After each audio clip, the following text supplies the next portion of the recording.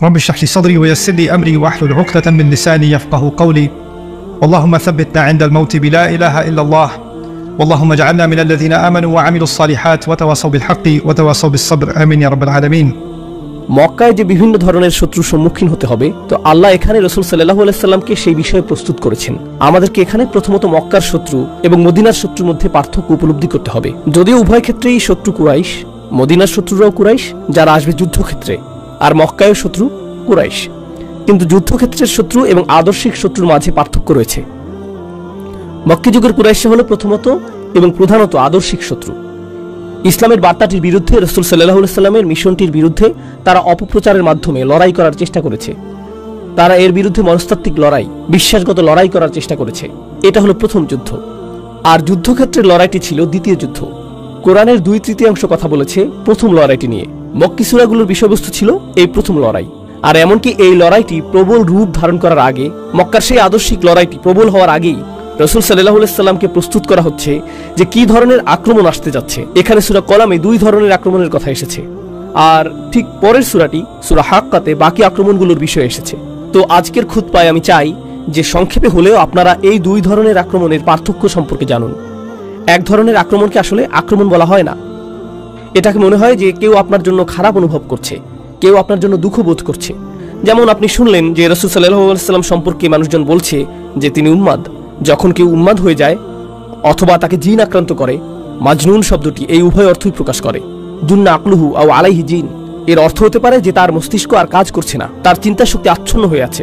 সে হয়তো কোনো ধরনের বাইপোলার ডিসঅর্ডার বা সিজোফ্রেনিয়া অথবা কোনো ধরনের মানসিক রোগে আক্রান্ত।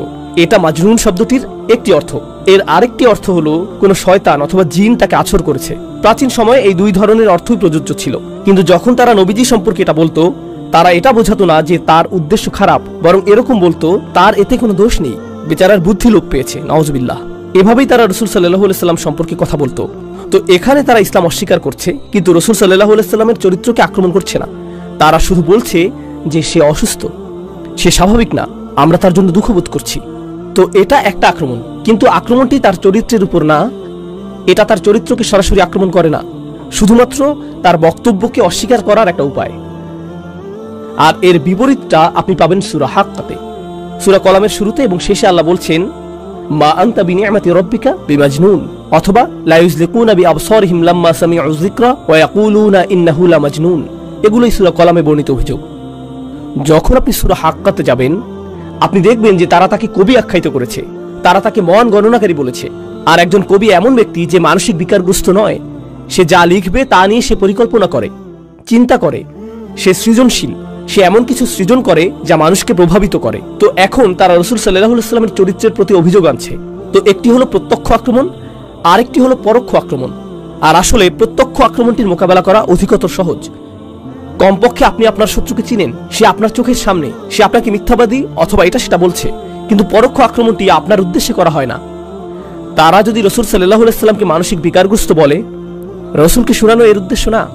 তারা তার চারপাশের মানুষদের বলতে চাইছে যে তিনি মানসিক বিকারগ্রস্ত, অতএব তারা যাতে তাকে গুরুত্ব না দেয়।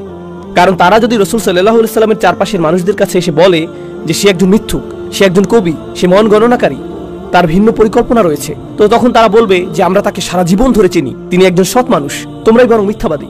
তো এটা কাজে দিবে না।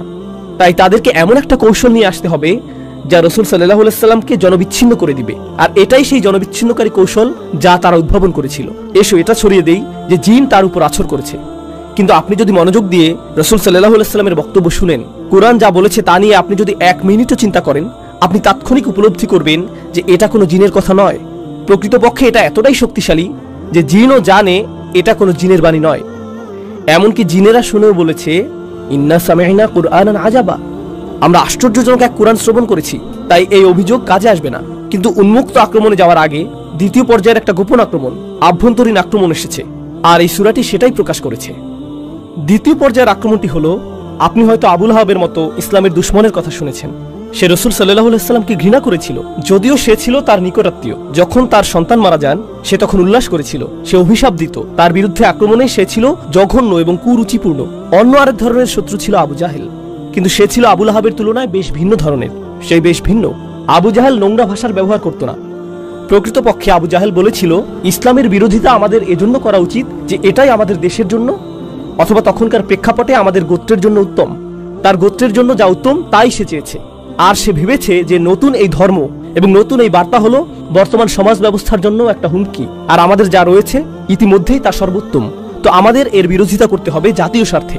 প্রকৃতপক্ষে সে তার নীতিতে এতটাই আপোষহীন এবং অকপট ছিল যে এক পর্যায়ে রাসূল সাল্লাল্লাহু আলাইহি ওয়াসাল্লাম ওমর অথবা আমরের মধ্যে একজনকে ইসলামের জন্য কবুলের দোয়া করেছিলেন। আমর হলো আবু জাহেল, আর আল্লাহ ওমর রাদিয়াল্লাহু তাআলা আনহুর দ্বারা সেই দোয়া কবুল করেছিলেন। কারণ এমনকি রাসূল সাল্লাল্লাহু আলাইহি ওয়াসাল্লামও আবু জাহেলের ব্যক্তিত্বের মাঝে শক্তিশালী কিছু গুণাবলী দেখতে পেয়েছিলেন।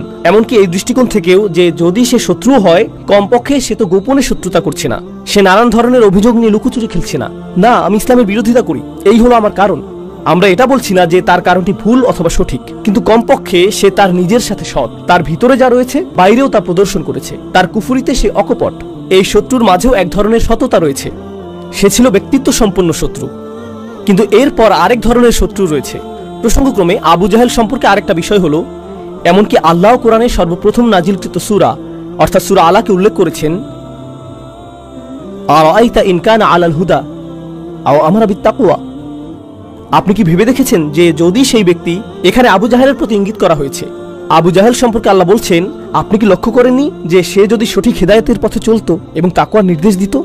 অর্থাৎ এমনকি আল্লাহও আবু জাহেলের মাঝে সম্ভাবনা লক্ষ্য করেছিলেন, এমনকি আল্লাহ তা লক্ষ্য করেছিলেন, তাই স্পষ্টতই নবীজিও তা লক্ষ্য করেছেন। কিন্তু তৃতীয় এক ধরনের শত্রু রয়েছে, আর এরাই সবচেয়ে ভয়ঙ্কর ধরনের শত্রু।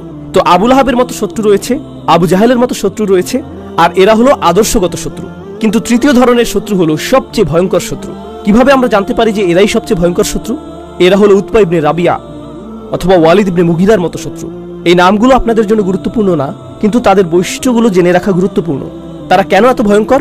কারণ একেবারে প্রথম দিকে রহিতে, প্রাথমিক সময়ে রহিতে আল্লাহ নবীজিকে এই তৃতীয় ধরনের শত্রুর ব্যাপারে সতর্ক করেছেন। এই লোকদের ব্যাপারে সতর্ক থাকবেন। কেন?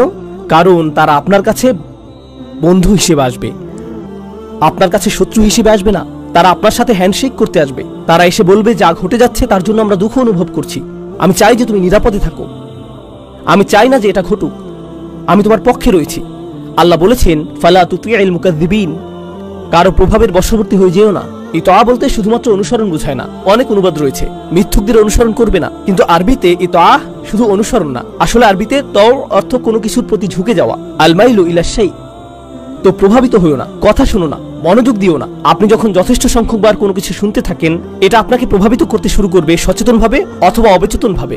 রাসূল সাল্লাল্লাহু আলাইহি ওয়াসাল্লামকে এটা বলা হয়েছে, এই লোকগুলো খুবই প্রভাব বিস্তারকারী, তাদের কাছ থেকে কোনো প্রভাবের শিকার হবেন না, তাদের কাছ থেকে কোনো কিছু নেবেন না। এরা হলো সম্পূর্ণ মুকাজ্জিবিন। মুকাজ্জিবিন অর্থ তারা মনে করে যে আপনি একজন মিথ্যাবাদী। তারা মুখ দিয়ে যা বলে তা গুরুত্বপূর্ণ না, যা তারা আসলে মনে করে আপনি একজন মিথ্যাবাদী, আর তারা পৃথিবীকেও এটা দেখাতে চায় যে আপনি একজন মিথ্যাবাদী। এরপর আল্লাহ তাদের বৈশিষ্ট্যগুলো বর্ণনা করেছেন। আর আপনি যদি মক্কি সূরাগুলো অধ্যয়ন করেন, আপনি জানতে পারবেন যে আল্লাহর কিতাবে কাফেরদেরকে শুধু কাফিরই বলা হয়েছে, মুশরিকদেরকে শুধু মুশরিকই বলা হয়েছে, শত্রুদেরকে শত্রুই বলা হয়েছে। কিন্তু এই ব্যক্তি, এই চরিত্রটির অনেকগুলো বর্ণনা আল্লাহ প্রদান করেছেন।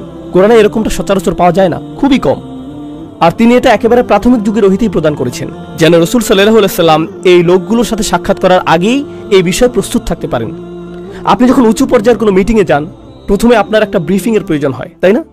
আপনি যদি কোনো আপোষ মীমাংসার জন্য যান, সেক্ষেত্রে প্রথমেই আপনার একটা ব্রিফিং এর প্রয়োজন হয়। উদাহরণস্বরূপ, এখনকার সময়ে জাতিসংঘে অথবা কোনো যুদ্ধের আপোষ মীমাংসার ক্ষেত্রে আপনি প্রবেশ করার আগে আপনার টিম আপনাকে তথ্য প্রদান করবে যে এই মিটিংয়ে আপনার প্রতিপক্ষ কে রয়েছে। তারা সেই ব্যক্তির পূর্ব ইতিহাস প্রদান করবে, তার মনস্তত্ত্ব সম্পর্কে জানাবে, তারা আপনাকে বলবে যে কথা দিয়ে কিভাবে তাকে পরাস্ত করতে হবে, ইত্যাদি ইত্যাদি। আপনি যদি সচেতন রাজনীতিবিদ হন অথবা সচেতন আমলা হন অথবা সচেতন ব্যবসায়ী হলেও, সেই কথোপকথনে প্রবেশের আগে আপনি যথাযথ প্রস্তুতি গ্রহণ করবেন। আদালতে প্রবেশের আগে আইনজীবীরাও একই কাজ করে থাকেন। খেলার ক্ষেত্রে দলগুলো এটা করে থাকে, তাই না? তারা আগের খেলাগুলো পুনরায় দেখেন এবং প্রতিপক্ষের দুর্বলতাগুলো চিহ্নিত করেন। কোরআনের ক্ষেত্রে রাসূল সাল্লাল্লাহু আলাইহি ওয়াসাল্লামের জন্য সেরকম গোপনীয় কোনো কৌশল প্রদান করা হয়নি, বরং আল্লাহ প্রকাশ্যে ঘোষণা করেছেন যে এই ধরনের মানুষের মুখোমুখি আপনাকে হতে হবে।